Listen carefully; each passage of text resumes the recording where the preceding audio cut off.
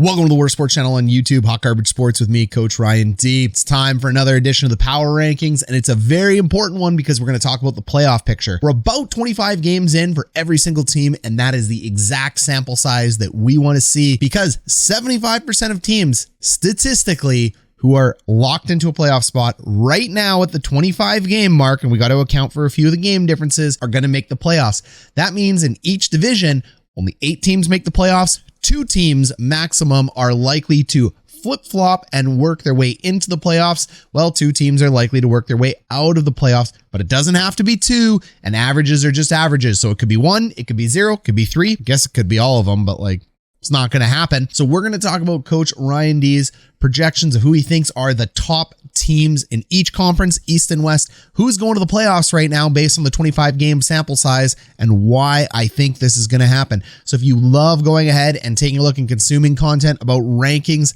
NHL Power Rankings, and want to see where your team's stacking up, this is the video for you, and this is the channel for you. Smash subscribe, smash like, join us on our way to 5,000 if you're a fan of the NHL or any of these teams that we are going to talk about today. Let's get into it.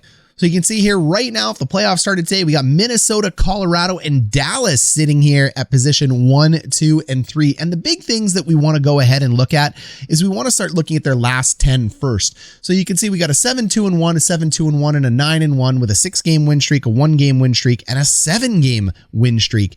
I mean, these are powerhouse teams. There are definitely the hottest teams going on right now in the Central Division. Then we want to come over here and look at the goal differential. Goal differential definitely matters, and you can see Minnesota's got a plus 21, but it's tricky because we talked about Colorado. They had an absolutely abysmal start, and they have made up for it in a huge way, recovering back to plus 16. So yes, Minnesota holds on to that top spot, but mark my words, Colorado is going to be taking that back. Then we want to move left and take a look if there's any loser points to count, because remember, a loss is a loss. Sure, it's a point, but the 2-1-0 point system is very interesting. And what makes it interesting is that fans, they comment about it all the time. We're only 3 points back. We're only 4 points back.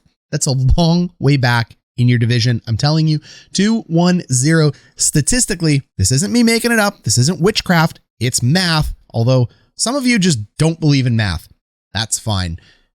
This channel believes in math. And it is very hard to catch up 3 to 4 points within your own division.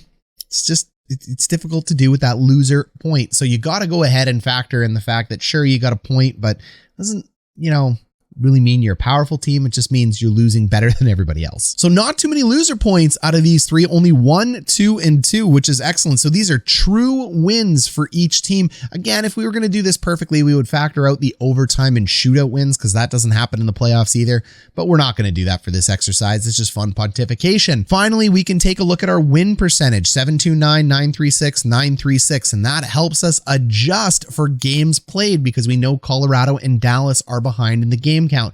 However, it is safe to assume sometimes when you're looking at these, especially with top teams, that they will likely make up and win more games than they lose out of this based on their percentage. So to be able to look at, 2 or 3 games back and go, they could lose all 3. They could, but it's more likely they actually sweep all 3 or all 2 than it is that they lose all 3 or all 2 when we're talking about top teams. So that's your top 3 in the Central. When we take a look at the top 3 in the Pacific here, you'll notice we got Calgary, Edmonton, and Anaheim. And then again, let's go from right to left looking at the last 10. Calgary's 7-2-1. Edmonton is starting to slip. Both have a small little losing streak here. No big deal. And Anaheim is basically a 500 team. Actually, they're below 500 because we talk about loser points. This little 2 right here denotes an overtime loss. So they're a below 500 team in their last 10 games. Then we want to go ahead and we want to take a look at how are they doing home and away.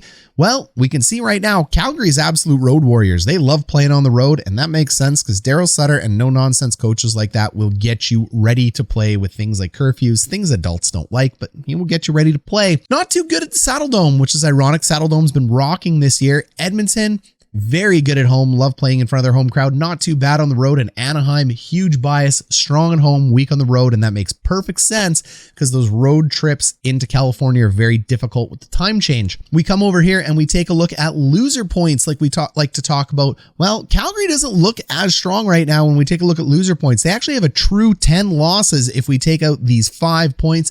Edmonton is 0, which is, it's good. It's not good nor bad. I mean, it is what it is. You'd rather turn more of these 7s over to here in the right column.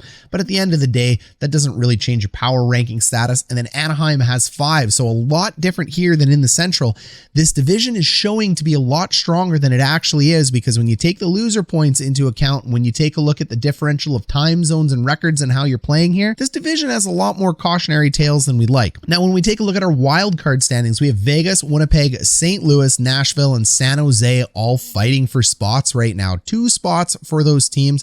And I do think there's going to be some teams that end up flipping through here. Winnipeg has figured it out. They had an absolutely atrocious run there where they lost 5 in a row. They're now 4-5-1, and they actually ended up beating the Leafs at home. They ended up beating the Devils to get their 2-game win streak. But, I mean, those are only Eastern Conference teams, so I shrug my shoulder at that anyway. Vegas is on a 2-game win streak. Vegas, we got to talk for a minute here. Look, I told you wanted to keep Marc-Andre Fleury in that net. I know you fans had nothing to do with it. I know a lot of fans wanted to have him. Robin Lehner is not the goalie that Marc-Andre Fleury was. Sure, he's having a bad year with, who did he play for? Oh, yeah, Chicago. Afterthought right now. He's having a terrible year with Chicago, but Chicago is an absolutely terrible team right now. So Fleury was one of the premier goalies. You get rid of a Vezina goalie to bring in Lehner.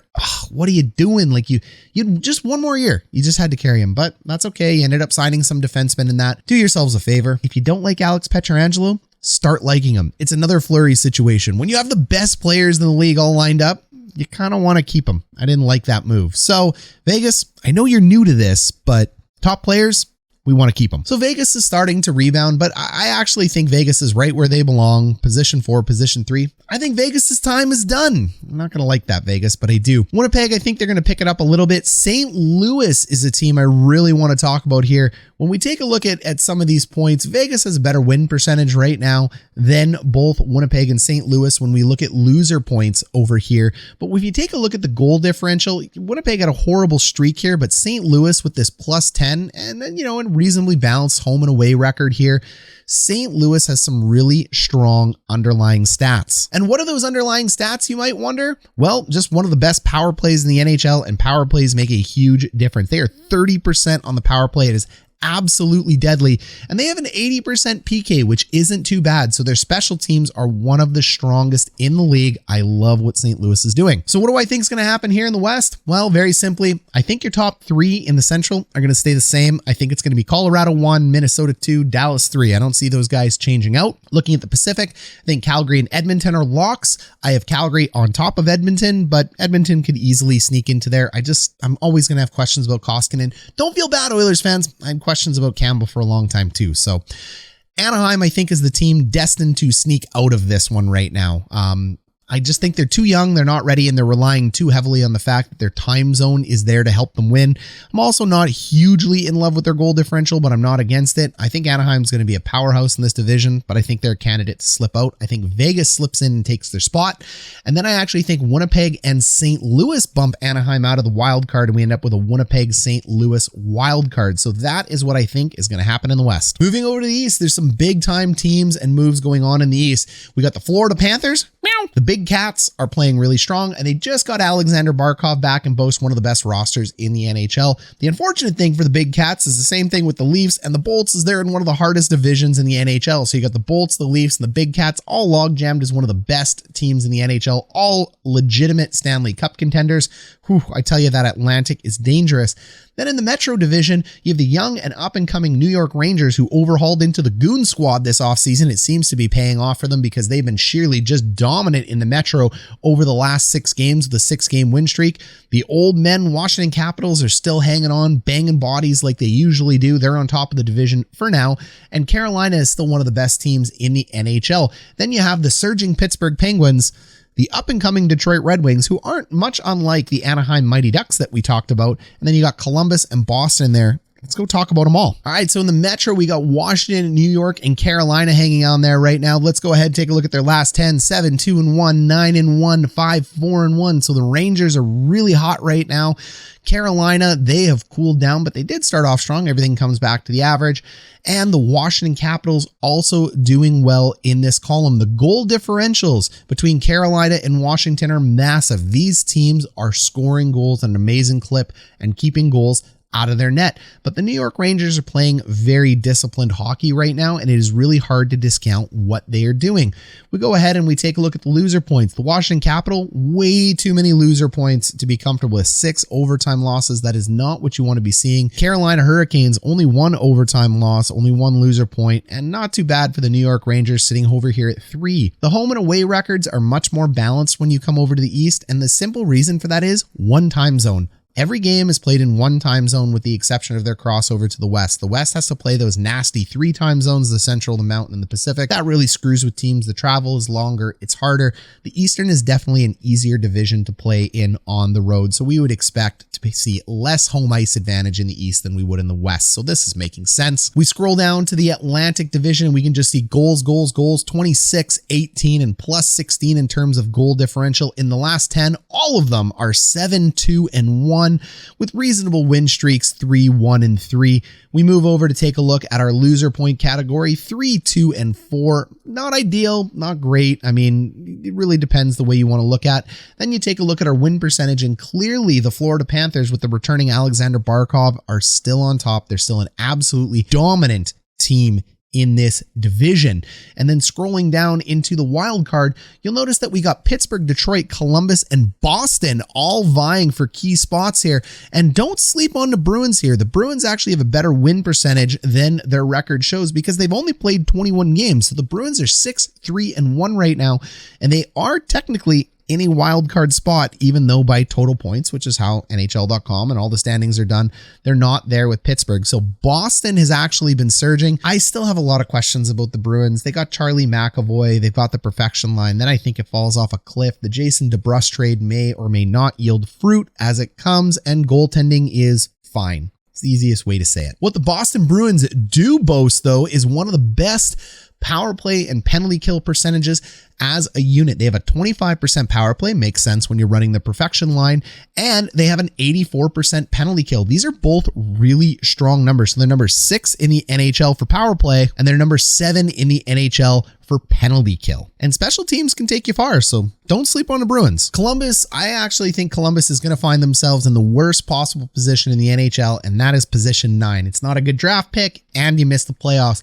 I think they're going to remain exactly where they are right now, which is number 3. You can see they have a +1 goal differential.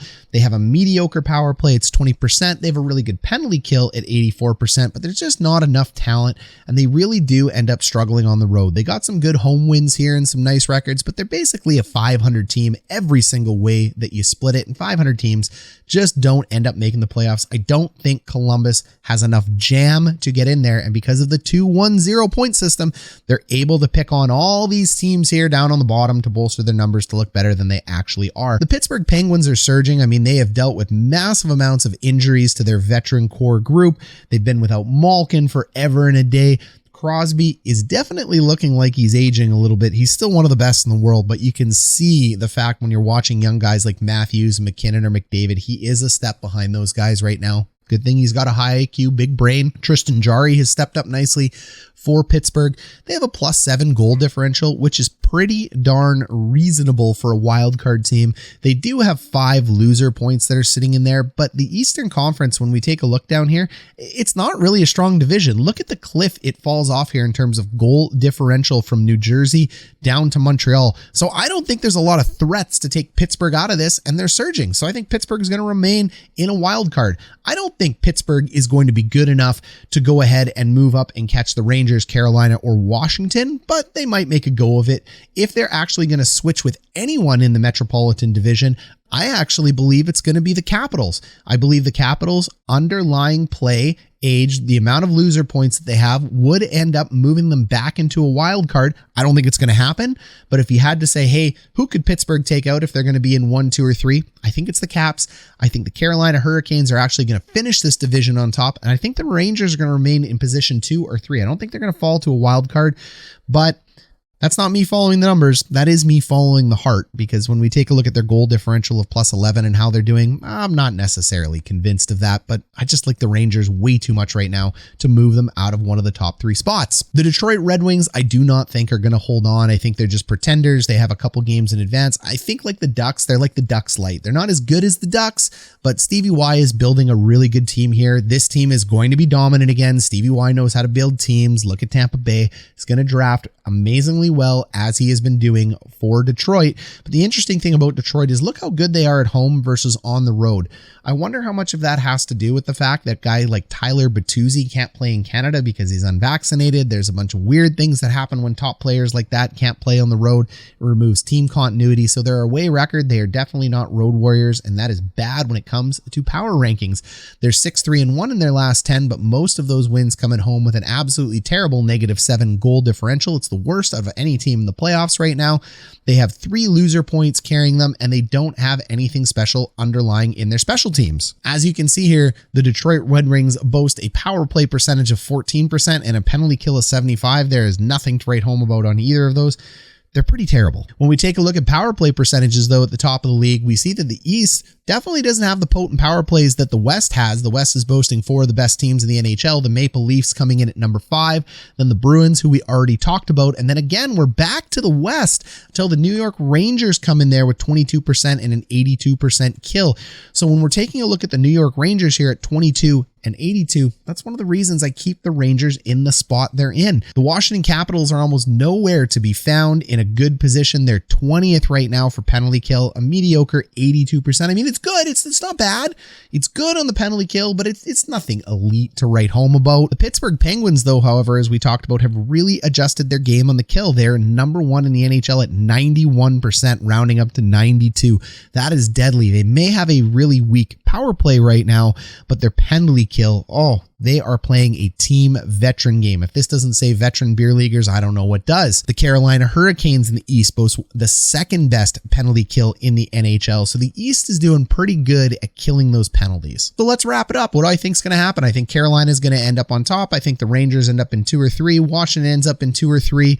Looking at the Atlantic, sorry, Big Cat fans, I'm not a Leafs homer. The Jets fans are behind me, but I think the Leafs are the number 1 team in the league right now. I think the Leafs are actually going to catapult themselves up. And even if they don't finish there, their underlying statistics and the way they play, plus the depth of roster and the talent they're getting from Jack Campbell, is just too much to ignore for the Leafs. I do have the Leafs as number 1. So I'm going to go ahead and slate them in as number 1.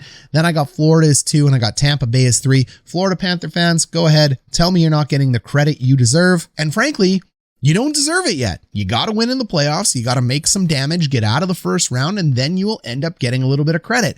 Counterpoint, and I'll make my own counterpoint. The Leafs haven't entered, can't even say it with a straight face. The Leafs have not won in the first round in like 20 bajillion years. So why do you have the Leafs over top of the Panthers? You know what? I can make the exact same argument for the Leafs. I just think that the Leafs roster has a little more balance than Florida. I love Florida's roster. I mean, Verhaeghe, Barkov, Uyghur, Ekblad, everything that is going on in Florida right now is awesome. And Bobrovsky being on the case is back to being the elite $10 million goalie that you paid for. So it's a coin flip either way. My hockey sense and what I see with my eye test and what I see with the advanced sets, I just like Toronto better right now. Maybe I'll be wrong. Either way, it's only one position. It's 1 or 2 or 2 or 1.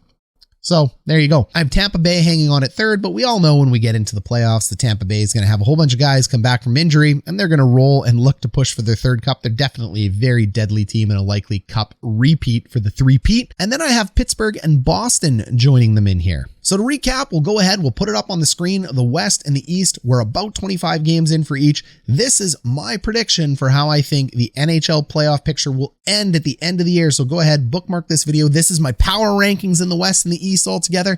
I have Colorado as the best team in the Central. I have Minnesota as the 2nd best team. I have Dallas as the 3rd best team. So playoff seeding and power rankings, they're matching here. And I have the Calgary Flames holding on to the top spot with Edmonton as number 2 because of the questions in goaltending. But Calgary, remember, are some question marks in there in terms of the loser points, a couple things that are going on in Calgary. I have Vegas figuring it out, even with Robin Lehner coming in as number 3, but it's not a strong number 3. It really isn't.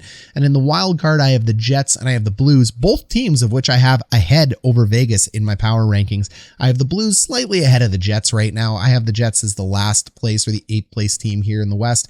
Until the Jets, and I mean, I'm a Jets fan, we all know this, until the Jets figure this out consistently and can put underlying games together where they're getting more shots than their opponents, they're limiting the amount of shots on Connor Hellebuck, they're getting rid of these wild swings of up and down and scoreless droughts from other players. I mean, they can't score, then they score in bunches. I mean, consistency is going to be the key for the Jets to be able to move up here. They have all the tools to be a number 1 team. They just haven't put it together yet. And they may not.